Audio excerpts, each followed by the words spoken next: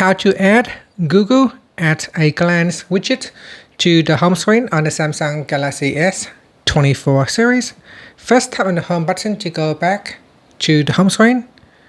Then on the home screen, touch and hold. Next, tap on widgets. And in here, we swipe down and tap on Google.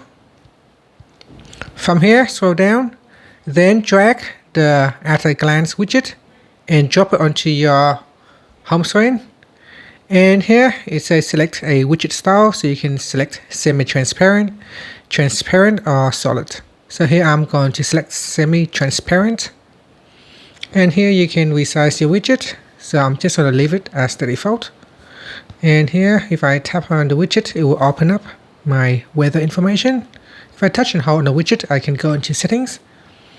And here I can change my widget style to now say solid. And that's it. Thank you for watching this video. Please like and subscribe to my channel for more videos.